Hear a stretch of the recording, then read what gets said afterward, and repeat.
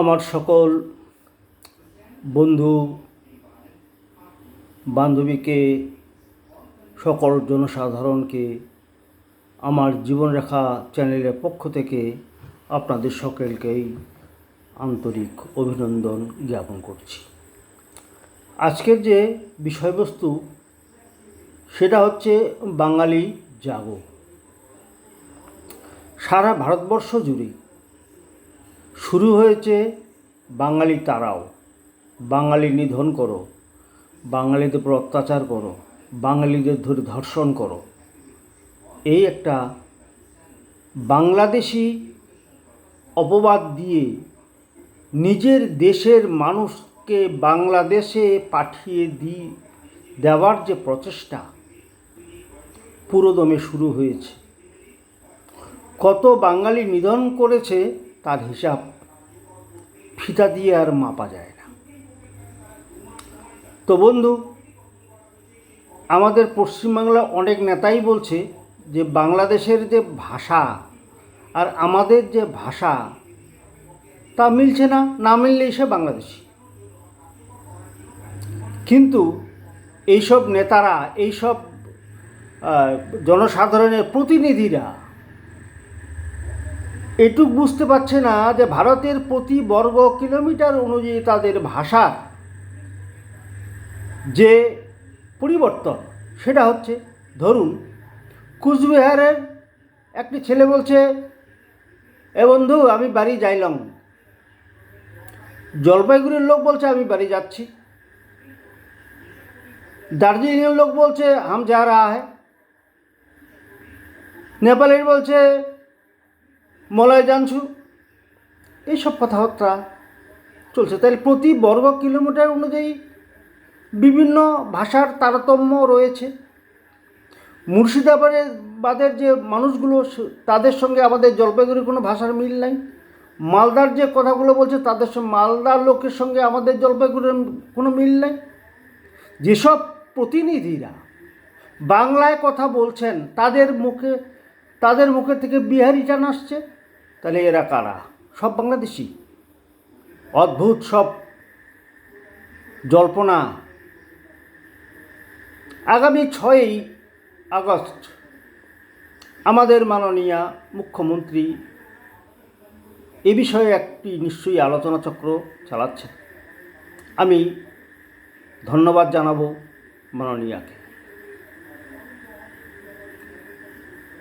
বন্ধুরা, আপনারা বুঝতে পারছেন না যে বাংলাটাকে একটা আলাদা জায়গা করে, অবহেলিত জায়গা করে ফেলার এই যে সুকৌশল কেন্দ্রীয় সরকার থেকে চালানো হচ্ছে। আবার শুরু করেছে এনআরসি। কী চলছে এটা তো মানা যায় না। তাই বন্ধুদের বলছি, বাঙালি ভাইদের বলছি, আপনারা জাগুন, ঘুমিয়ে থাকবেন না। ঘুমিয়ে থাকলে এরা ছবল দিবে। বাঙালিদের রোহিঙ্গা বলে এখান থেকে তাড়ানোর চেষ্টা করবে। গুজরাট, উড়িষ্যায় বাংলায় কথা বললে তাদের উপর অত্যাচার করা হচ্ছে। তাদের বাড়িঘরকে বুলডোজার দিয়ে উড়িয়ে দেওয়া হচ্ছে। এটা কি মানা যায়? যে বাংলা ভারতবর্ষকে রাস্তা দেখায় সেই বাংলার প্রতি এত দুর্ব্যবহার কল্পনাই করা যায় না। এরা কারা? যেসব মানুষরা আজ এটা বলে বেড়াচ্ছে স্বাধীনতা সংগ্রামের সময় এরা কোথায় ছিলেন? এরা কারা? স্বাধীনতা সংগ্রামের যে মৃত্যুবরণ তার মধ্যে কি এদের লিস্টে কোনো নাম আছে একজনেরও?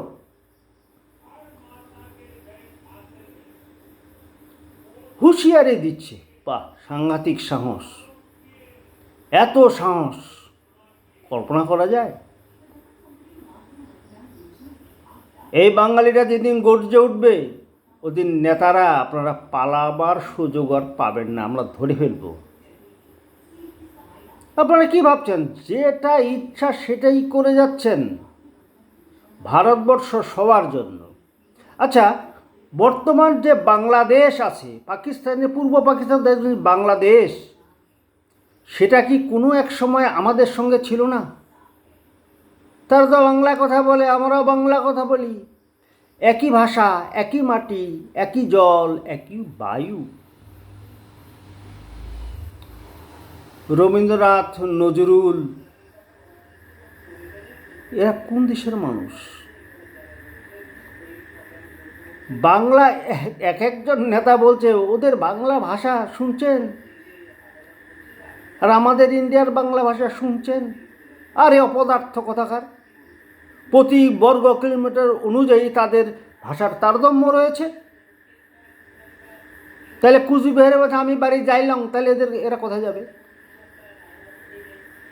এখন যে আমরাও যদি মনে করি যে যারা আমাদের এই পশ্চিম বাংলায় হিন্দির টান আছে, উড়িয়ার টান আছে, রাজস্থানের টান আছে, তাই এখান থেকে তাড়িয়ে দিই। তাদের কি সঠিক পরিচয় আছে? তারা কোথা থেকে আসছেন? অতএব এই আন্দোলন, এই যে বাঙালি তারাও আন্দোলন ভিতরে ভিতরে শুরু হয়েছে, এটাকে বন্ধ করা চাই ইমিডিয়েট। না হলে আমরা আপামার জনসাধারণ পশ্চিম বাংলার আমরা চুপ করে আর বসে থাকবো না। মোটামুটি জলপাইগুড়ি, কুচবিহার, আলিপুরদুয়ার সবখানে কিন্তু এর প্রতিফলন শুরু হয়েছে। সাবধান, নেতাগিরি করছেন করুন, কারো বংশ পরিচয় নিয়ে, বাংলাদেশি তকমা দিয়ে তাড়ানোর চেষ্টা করবেন না। সাবধান থাকুন, সাবধানে কথাবার্তা বলুন, বাংলা বলতে শিখুন। আপনারা যারা বলছেন যে বাংলাদেশি এখানকার মুসলিমরা,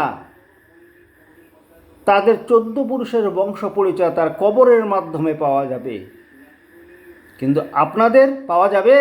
কখনো পাওয়া যাবে? ওটা তো পুড়িয়ে ছাই করে দিয়েছে। কি আছে আপনাদের? ভারতবর্ষ সবার জন্য, সংবিধান অনুযায়ী বাংলায় কথা বলার অধিকার রয়েছে বাঙালিদের, এটা থাকবে। আমি আর আলোচনাটা দীর্ঘায়ু করতে চাচ্ছি না। সকলে ভালো থাকুন, ভয় পাবেন না। এনআরসির নাম দিয়ে মুসলিমদের তাড়ানোর যে প্রচেষ্টা, সেটাকে বন্ধ করতে হবে। বাংলায় কথা বললে হিন্দু ভাইরা যারা কথা বলে তাদের পিঠের চামড়া খুলে দেওয়া হচ্ছে। সেই হিন্দু মেয়েদের, মায়েদের ধর্ষণ করা হচ্ছে।